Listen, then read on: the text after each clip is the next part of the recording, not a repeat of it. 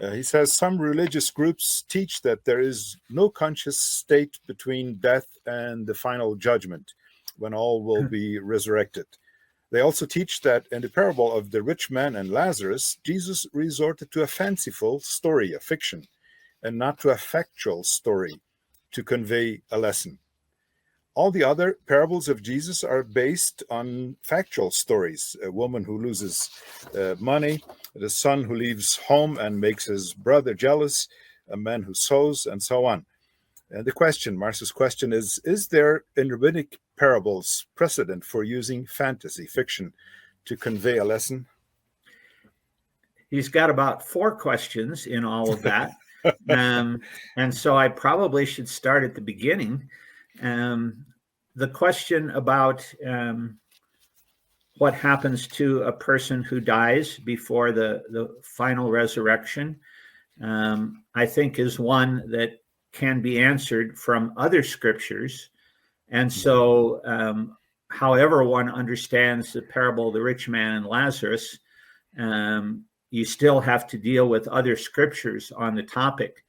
I personally believe there is a period of conscious existence between one's death and final judgment or Christ's resurrection. But I would never appeal to the parable of the rich man and Lazarus in order to demonstrate that. The next statement, I don't think is quite what maybe he intended to say.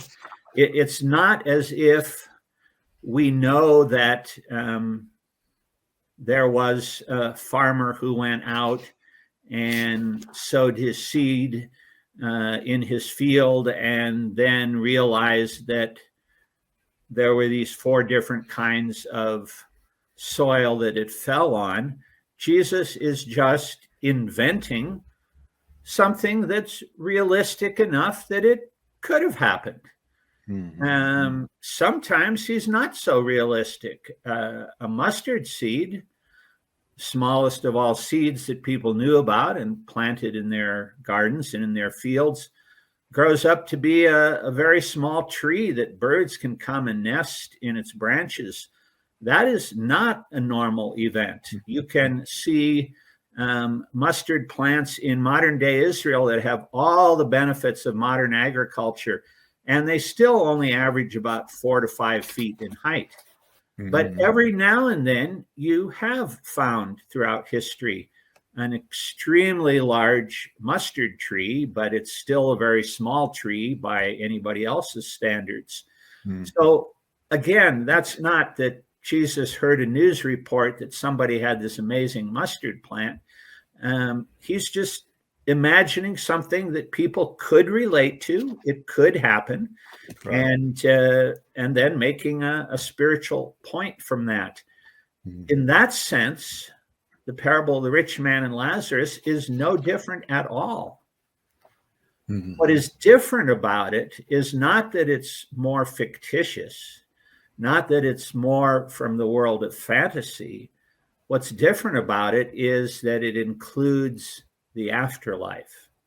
None of Jesus' other parables explicitly talk about the afterlife, about life after death. So the real question to ask is, did the rabbis talk about the afterlife in their parables? Yes, they did a lot more than Jesus explicitly does. So there's nothing unusual about him doing that either. And yes, they used a lot of fiction in other instances, and some of it was more fantastic than what Jesus usually was. So there's nothing unusual about that.